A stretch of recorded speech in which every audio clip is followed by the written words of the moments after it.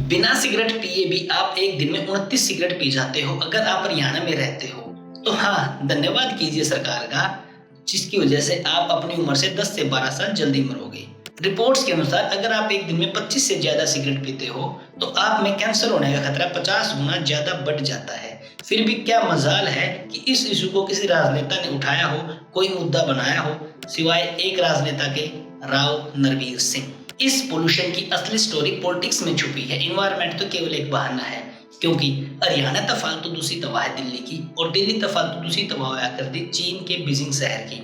2013 की रिपोर्ट की एक बात करा तो प्रदूषण मापने की जो इकाई है PM 2.5 लेवल जो मापा करें, उसमें चीन के बीजिंग शहर में 90 वो लेवल था। 2024 आते आते वो 35 हो गया, जबकि भारत का जो लेवल था वो 100 था, और 2024 आते आते केवल 90 ही हुआ है। तभी तो मैं कह रहा हूँ कि इस पोल्यूशन की असली स्टोरी पॉलिटिक्स में छुपी है। पराली और पटाखे तो केवल एक बहाना है, क्योंकि पराली जलाने की बात करें तो पराली जलाने की घटनाओं में 30 से 40% की कमी आई है।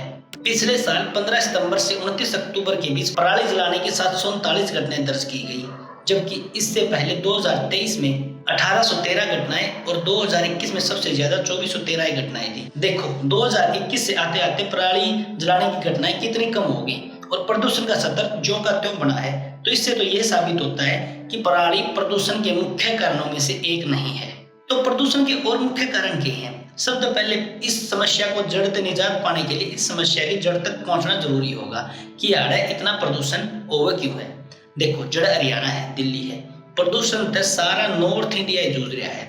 सर्दियों में जो हवा है नॉर्थ वेस्ट है, उसमें वेस्ट और साउथ आने वाली हवा जो रेगिस्तान का महक हवा है, उसके छोटे छोटे धूलकण उसका में मिल जावा है, और पूरे कंस्ट्रक्शन या फिर लोकल कारणों की वजह से वो आपस में इस तरह मिक्सअप हो जावे हैं कि हवा का सर्कुलेशन नहीं हो पाता, ना लेफ्ट टू राइट, ना राइट टू लेफ्ट, और ना ऊपर से नीचे। ऊपर से नीचे का कारण साइंस के स्टूडेंट ने अच्छी तरह पता होगा कि जब सूर्य की किरणें धरती पे आवे हैं तो धरती की जो हवा है वह गर्म होकर ऊपर उठने लग जावा है और ठंडी हवा नीचे आ जावा है। इस तरह ये सर्कुलेशन बनाया जावा है। लेकिन नवंबर दिसंबर में कुछ कारणों से ये सर्कुलेशन होना बंद हो जावा है। कुछ नेचुरली कारण है, कुछ अपने यारे के अपनी वजह से पैदा हुए इंसानी कारण है, उनकी वजह से ये सर्कुलेशन बंद हो जावा है। और दिल्ली, हरियाणा या नॉर्थ इंडिया लगा लो, carbon dioxide, carbon monoxide, sulphur dioxide, methane, ammonia जैसी गैसों का एक चैम्बर बन जावा है, जिससे सांस लेने में कठिनाई, फेफड़ों का कैंसर, आंखों में जलन और बेरानी कितनी बहुत सारी गंभीर बीमारियां का आप शिकार होने लग रहे हैं। और इनकी वजह से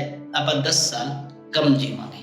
पटाखे और पराली के अलावा और भी बहुत सारे कारण हैं जिनकी वजह से आप जहरीली हवा में रहने खातिर मजबूर हो वहाँ, जैसे कि diesel engine, thermal plants, construction के काम, धूल, कचरे के पहाड़। चाइना ने उनके देश के जो 3 सबसे बड़े कारण आइडेंटिफाई करे थे, भारत ने भी उसी प्रकार 3 सबसे बड़े कारण आइडेंटिफाई करने पड़ेंगे। 3 तो ज्यादा भी हो सके हैं। जो चाइना ने आइडेंटिफाई करे थे वह हैं coal based thermal plants, construction और ट्रांसपोर्टेशन।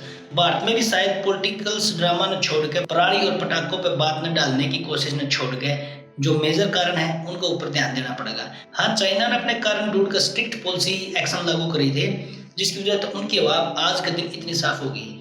भारत में पॉलिसी तो है, ग्रेडेड रिस्पॉन्स एक्शन प्लान, पर नो लगा है कि यह पॉलिसी सिर्फ कागजाम है। इसकी 4 स्टेज भी हैं, 1, 2, 3, 4, जिनमें अलग अलग पाबंदियां लगाई जाए कंस्ट्रक्शन का काम पे और किसी काम पे। पर आमतौर पे मैंने देखना में भी आया है कि बहुत सारे लोग तो बेराई होनी कि प्रदूषण रोकने खातिर अपने ग्रैप भी है, लेकिन जरूरी है इसी सी पॉलिसियां स्ट्रिक्ट तरीके से धरातल पर लागू हो। निधानी मानो उसमें पड़ापड़ मारो, जहरीली हवा तो कौन जीना पड़ेगा। कंस्ट्रक्शन पर रोक लगाओ, बिल्डर्स पर रोक लगा दो, लेकिन जो गाँव में छोटे नगर कस्बे में कंस्ट्रक्शन हुआ उसका क्या? जो धूल और कचरे के पहाड़ जलाए जाओ उनका क्या? त्योहारी सीजन में बड़े बड़े इंडस्ट्रियल वेस्ट जलाए जाओ हैं उनका क्या? उन पर भी रोक लगाने की जरूरत है। और अपने देश में कोई भी पॉलिसी ढंग से लागू क्यों नहीं होती? पहले तो पॉलिसी बनाने में कमी रह जावा है, क्योंकि बड़े बड़े लोग जिनकी वजह से पॉलिसी खराब हुआ है उनके ऊपर नकेल कसी जाओगी। अगर पॉलिसी बन भी जावा है तो सबसे बड़ी टांग अड़ाया जावा है करप्शन के थ्रू। लेकिन सरकार ने तो भाई ध्यान देना पड़ेगा, पब्लिक ट्रांसपोर्ट को बेहतर बनाना पड़ेगा, जो ई व्हीकल हैं उनको बढ़ावा देना पड़ेगा, रिसाइकिल और रीयूज की पॉलिसी को अडॉप्ट करना पड़ेगा। इन महीनों में कंस्ट्रक्शन पर रोक लगाई जाए, बड़े बड़े बिल्डर्स के साथ साथ लोकल कस्बे और गांव में भी रोक लगाई जाए, खनन पर रोक लगाई जाए, खासकर नवंबर दिसंबर के महीना में अधिक से अधिक मात्रा में पेड़ लगाए जाए। और सबसे जरूरी चीज है शिक्षा। लोगों का माइंड सेट चेंज करे जावे। मौलिक अधिकार तो सबने चाहिए, पर मौलिक कर्तव्य कोई नहीं निभाना चाहता। कि आप लोगों का, मेरा, हम सब का फर्ज नहीं है कि हम अधिक से अधिक पेड़ लगावा, इस प्रदूषण को कम करने में अपनी सहभागिता निभावा। अपना भी तो फर्ज है, अब यानी भी तो करना चाहिए कुछ। अगर आप सब सहमत हो तो एक मुहिम चलावा जिसमें आप बहुत ज्यादा पेड़ लगावांगे। लेकिन समस्या यह है, मौलिक अधिकार सबने चाहिए, मौलिक कर्तव्य कोई नहीं निभाना चाहता। आप लोगों ने देख लो, आपको भी तो मौलिक कर्तव्य है, फॉलो कर लो शिवराज स्पीक्स।